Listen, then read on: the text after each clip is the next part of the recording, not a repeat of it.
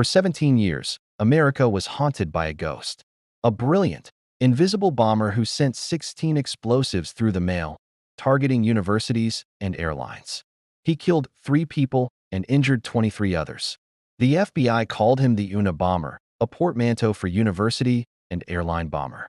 It was one of the longest and most expensive manhunts in FBI history. They had almost no physical evidence, no witnesses, and no leads. The Unabomber was a phantom, always one step ahead. But he had one weakness, one fatal flaw that would ultimately lead to his downfall. His own words. The story of how the Unabomber was caught isn't about a dramatic shootout or a last-minute car chase. It's a story about the power of language, a field called forensic linguistics. It's about how a man's unique writing style, his choice of words, his punctuation, and even his spelling mistakes became the very evidence that unmasked him. This is the incredible story of how Ted Kaczynski, the Unabomber, was captured by his own manifesto. Let's rewind to 1995.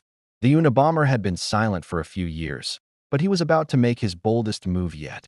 He sent letters to several major newspapers, including the New York Times and the Washington Post. In these letters, he made a chilling offer. He promised to stop his bombing campaign if they published his 35,000-word essay, titled Industrial Society and Its Future. He called it his manifesto. This put the FBI and the media in an impossible position.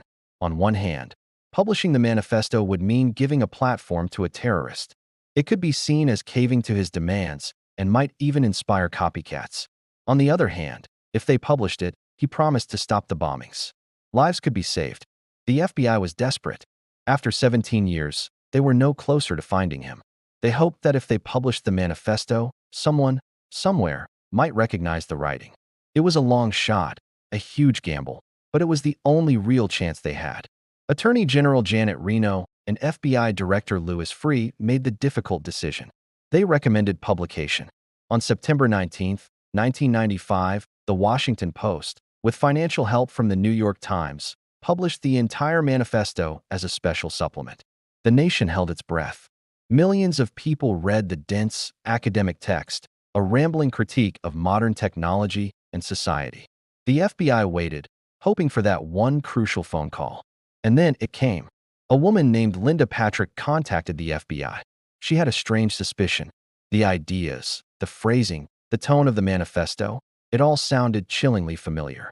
It sounded just like her brother-in-law, David Kaczynski's estranged older brother, Ted. David Kaczynski was a social worker living on the East Coast. He hadn't seen his brother Ted in years.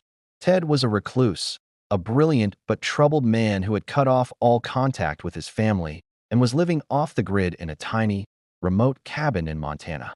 He was a Harvard graduate with a PhD in mathematics from the University of Michigan, a certified genius. But he had rejected academia and modern life, choosing a solitary existence in the wilderness. David was skeptical at first. His brother was a hermit, not a murderer. But Linda persisted. She had saved old letters Ted had written to the family years ago. She and David retrieved them and began the painstaking process of comparing them to the Unabomber's manifesto. The more they read, the more horrified they became. The similarities were undeniable. It wasn't just the anti-technology ideology. It was the specific phrases and the unique writing tics. For example, the manifesto used the phrase cool-headed logician. Ted had used that exact same phrase in a letter to his family. Both the manifesto and Ted's letters argued that you see and eat your cake and have it too, a quirky reversal of the common idiom. The writing in both was formal, academic, and filled with footnotes and precise, almost obsessive, detail. The FBI brought in their top linguistic experts. One of them was James Fitzgerald, a supervisory special agent who would become a key figure in the case. Fitzgerald and his team performed a detailed linguistic analysis, comparing the manifesto to Ted's known writings. They looked at everything: sentence structure, punctuation, spelling, vocabulary, and idiosyncratic phrases. They found a mountain of evidence. Both writers used archaic language, like referring to broads instead of women. They both had a tendency to use hyphens in unusual places. They shared specific grammatical habits and even common spelling errors. The linguistic fingerprint was a near-perfect match. It was Ted Kaczynski. The probability of another person writing with so many identical and peculiar habits was astronomically low. The words were the DNA. Armed with this overwhelming linguistic evidence, the FBI obtained a search warrant for Ted Kaczynski's cabin in Montana. On April 3, 1996, federal agents surrounded the small, 10 by 12-foot shack. Inside, they found a hermit living in primitive conditions, but they also found a treasure trove of evidence. There were bomb-making materials, detailed journals describing his crimes in cold, meticulous detail, and a completed bomb ready to be sent. And, of course, they found the original typed manuscript of the manifesto. The 17-year reign of terror was over. The ghost had a face. Ted Kaczynski was arrested and eventually pleaded guilty to avoid the death penalty. He was sentenced to life in prison without the possibility of parole. The case of the Unabomber was a landmark moment for forensic science. It proved that language could be as unique as a fingerprint or a strand of DNA.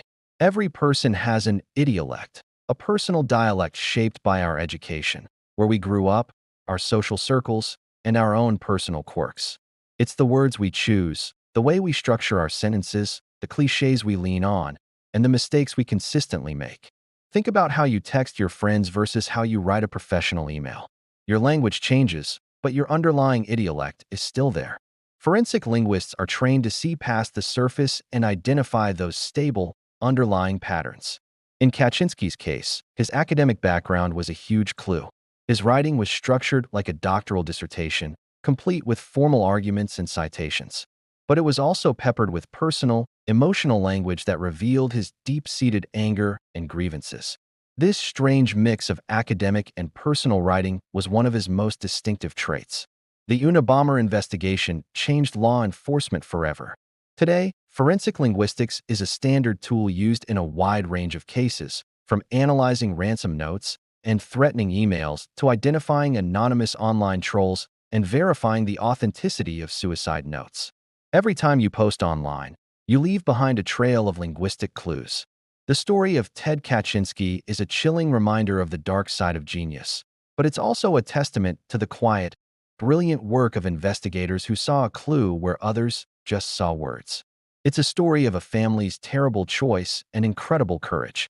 And ultimately, it's the story of how a man who tried to destroy society with bombs was brought down by something far more personal and powerful: his own voice.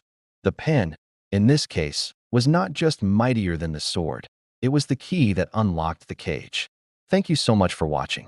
If you found this story as fascinating as I did, please hit that like button and subscribe for more deep dives into incredible true stories. Let me know in the comments what you think about the power of forensic linguistics. See you in the next video.